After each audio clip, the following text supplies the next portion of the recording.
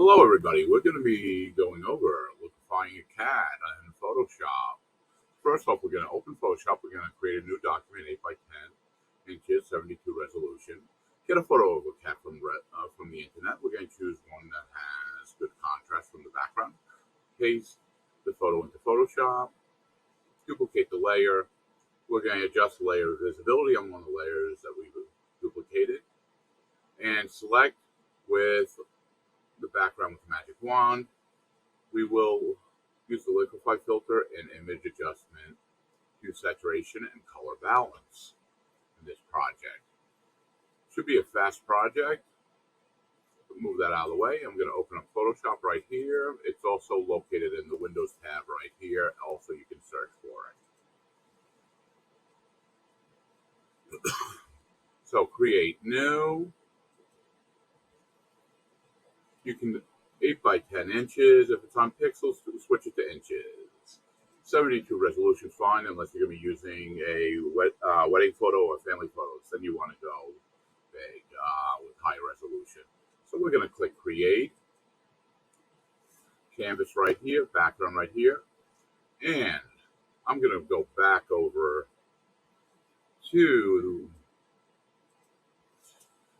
open a new tab and go to Google. I'm going to type in cat. For the images here, this is the actual one I'm going to use, but you can see there's going to be some here with backgrounds that are very similar to the cat, etc. You want to avoid them.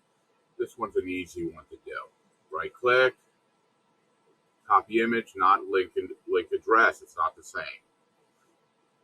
So I'm going to copy the image.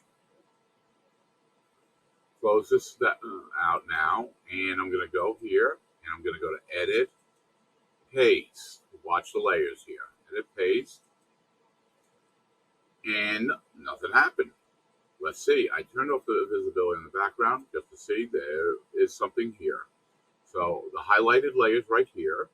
This is not highlighted. It's not being active. It's not active. I'm going to do Edit, Free Transform.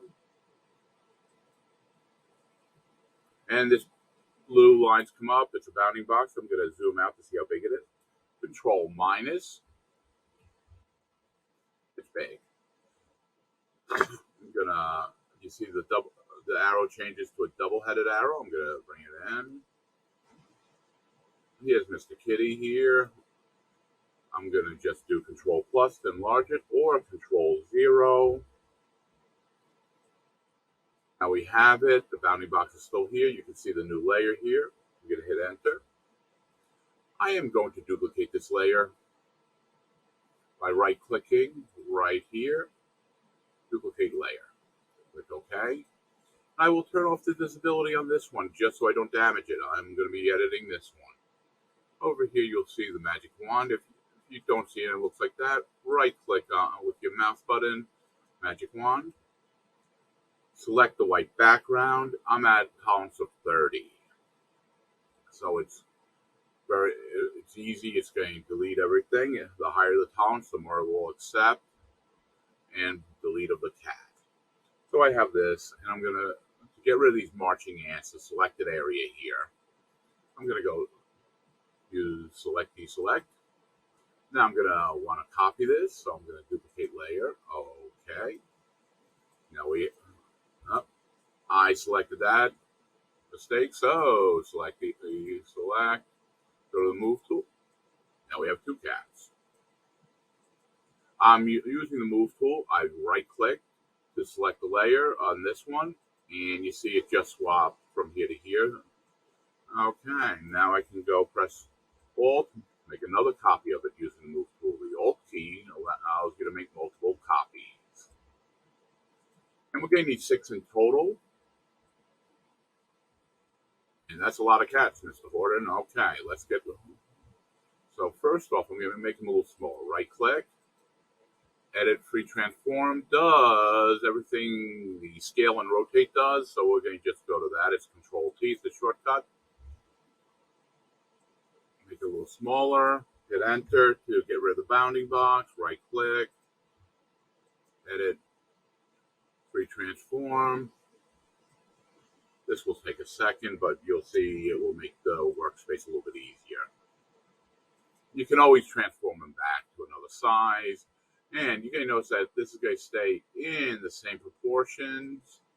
That's if you want to go right here and go to Edit Free Transform. And you want to adjust it so he is just a really short cat. You hold down the Shift key and you can go like that. Otherwise, it will remain in proportion.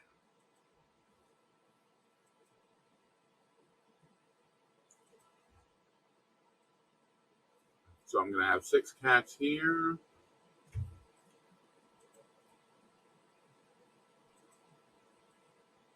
And I've already shrank them, but I'm going to do it a little bit more. I'm only going to show, I'm going to show the Liquify once here.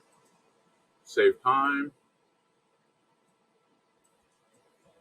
So hit enter. I'm going to go to Filter, Liquify.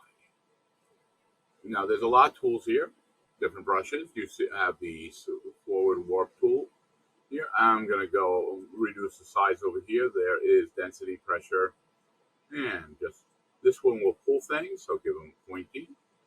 I can also bring them down. I'm going to zoom in, Control plus, so we can see. Press the Shift tool to get the hand. That enables you to, or you can go over here. Just drag it down. Okay, now that we got that going, now he looks a little bit interesting. I'm going to go over here. Use the pucker tool, P-U-C-K-E-R, pucker, like when you eat lemons. And I'm going to make this tool a little small, otherwise it's going to do the whole thing.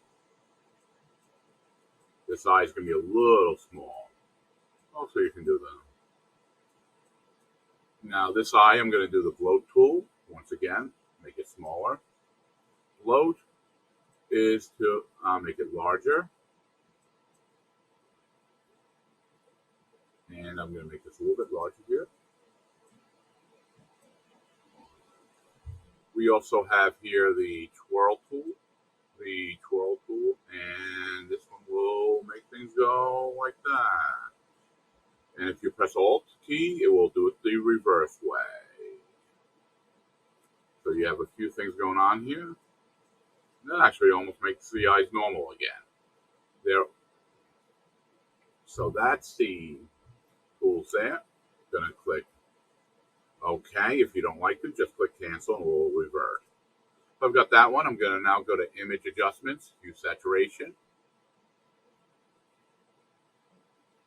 Saturation, and if this is in the way, just move it. If it's covering that, just go over here, adjust it. Saturation means how intense it is. You don't always have to go that way. Click OK. You can also go to Image Adjustments, Color Balance. That will be pleasing as well.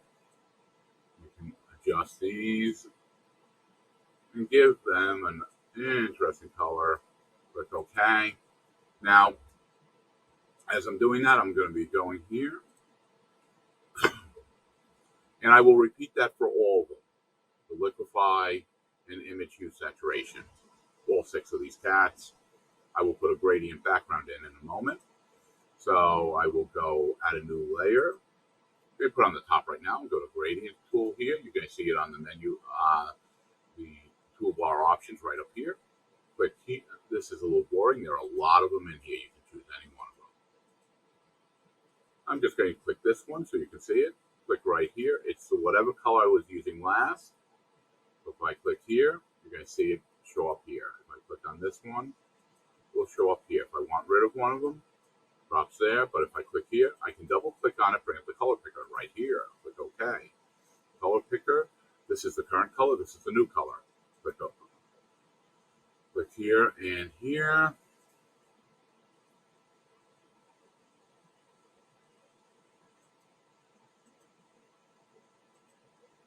And we have something interesting. I'm going to just add another one here.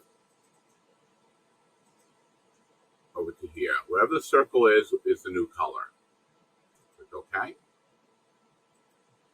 And these are the types of gradients you can make. from a linear gradient, radial gradient, angle gradient, reflected gradient, and diamond gradient. Linear gradient, straightforward, circular, and the size will vary according to how far you stretch it. Diamond gradient, and this one's cool if you do filter, distort, twirl. You can also do reflected gradient. Sometimes you might need to make something reflected if you were going to make this into a landscape or something, or you're going down a tunnel into eternity or a laser beam or something. This would be great. Also, we have the diamond gradient. So I'm just going to go back to this one here. Now, one of the things I can do is just go to the history here, which is Control. The keyboard shortcut is Control Z. I can just go back. So if I make a mistake, I can just go back that way, or I can do Control Z. We'll do the same thing. I'm pressing the Control Z. It does the same thing. And if I start doing any more work from here, this will create. These will be deleted, and the new ones will be put. New actions will be put in. I'm going to put this back in here. I'm going to move the layer now down here, and I can use Control left bracket to go down, so I can see all my kitty cats here. And I'm going to go over the type tool here, write my name at 12-point type. I'm going to hide this.